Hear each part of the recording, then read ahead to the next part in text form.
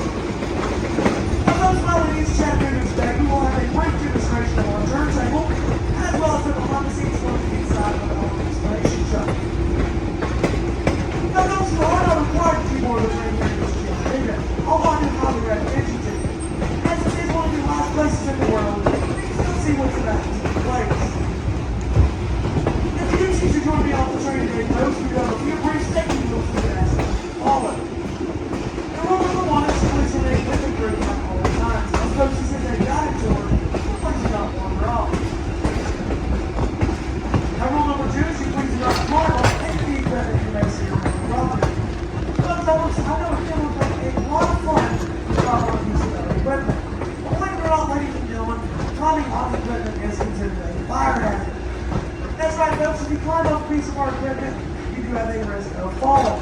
And folks, if you fall off our equipment, I'm gonna laugh, that will get me fired. So it is indeed a fire hazard. And finally, folks, rule number 3 is to please remain on the concrete pathway at all times. So no longer on any tracks, travel, or balance.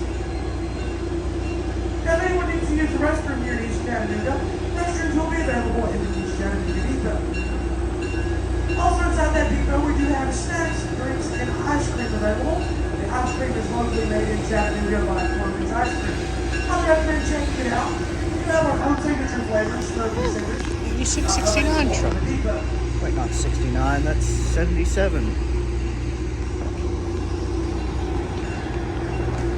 Now please be remain seated until the company complete stop. We'll let you know when it is safe to head towards the exits. The ones operating in East Chattanooga, just take a left turn, head on down the turntable. Once everyone is gathered around the turntable, we will begin our demonstration.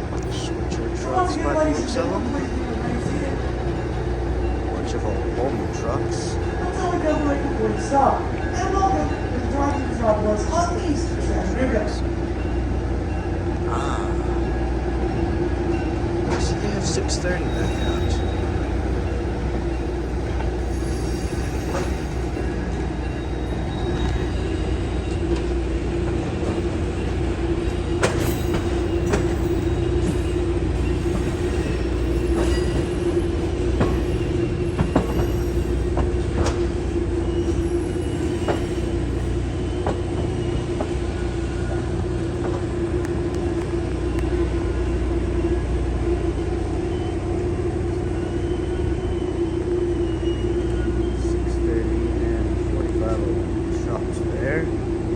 Looks like 630 just got her work done.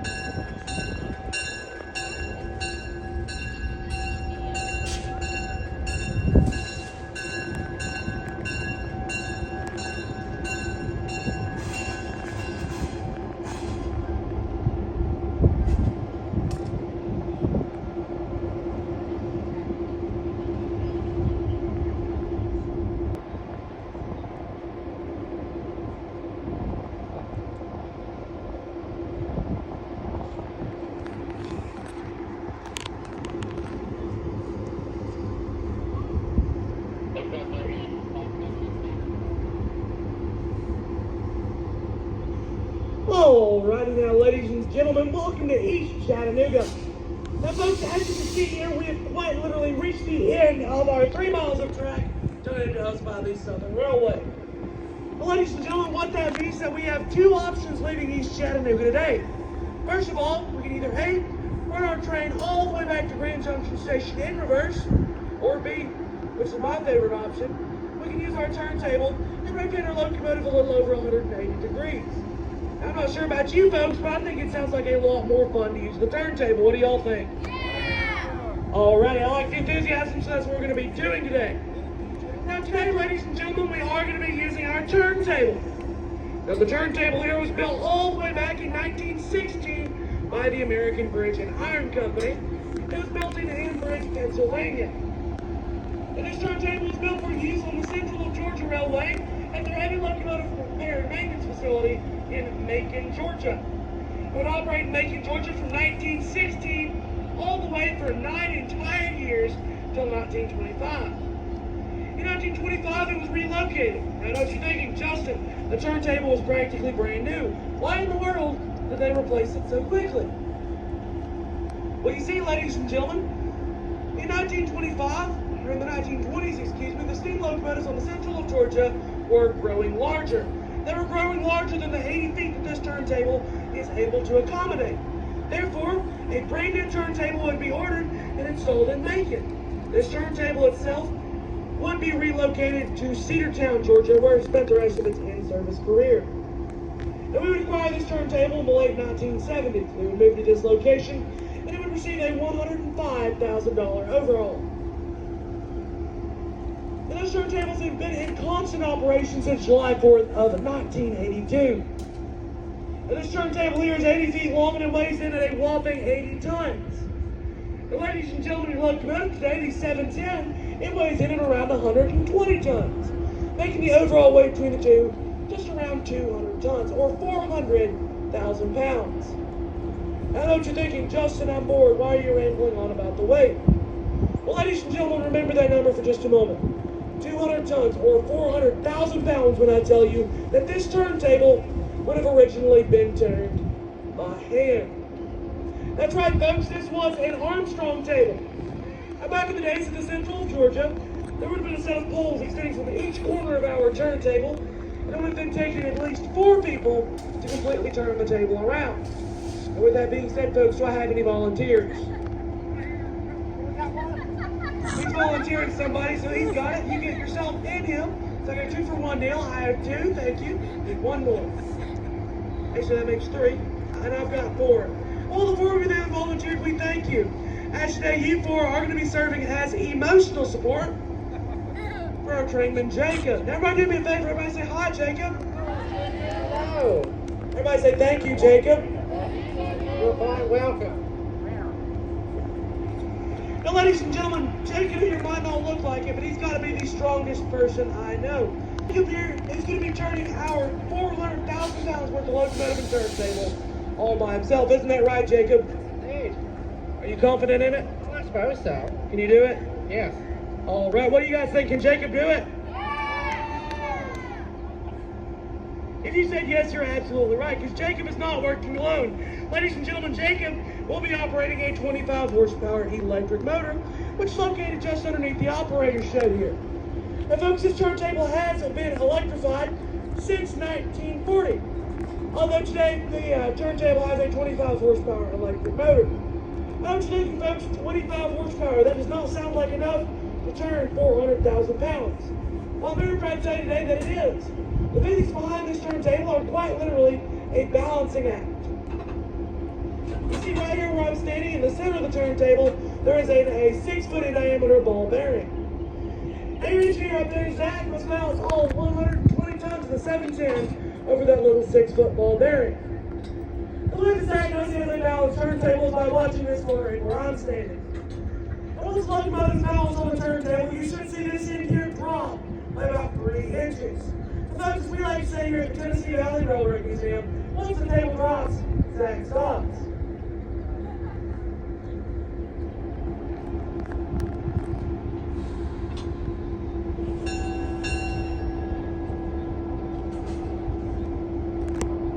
Today is Nashville, Chattanooga, and St. Louis Railway number 710.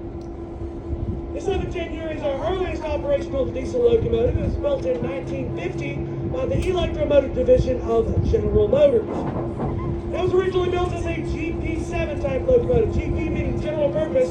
Directly from the factory, this locomotive could be used in freight, passenger, or even switching services.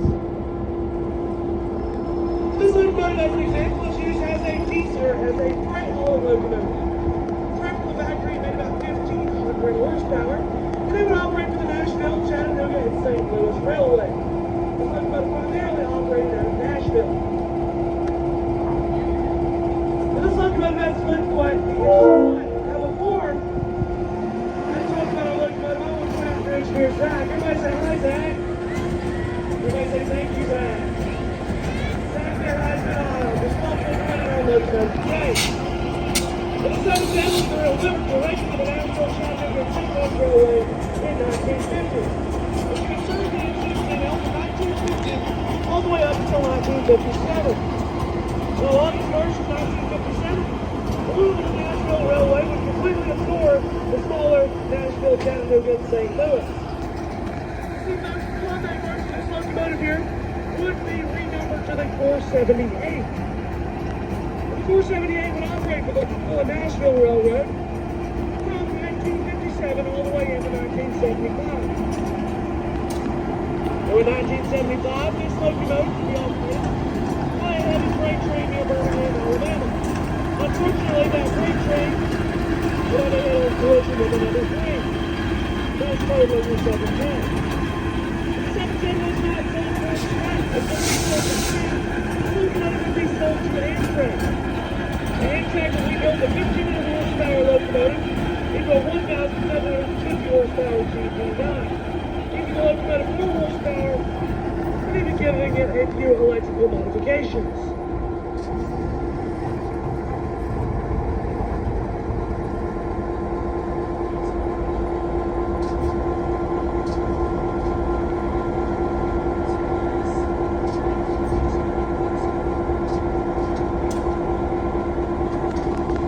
Those we have now lined up our locomotive with track number 2, and our train sits on track number 1. And that is so we can perform what is known as a runaround. And what that means, ladies and gentlemen, is that our locomotive there will go past our train and then through a switch. And the locomotive will then reverse back through that switch and recouple to the end of our train.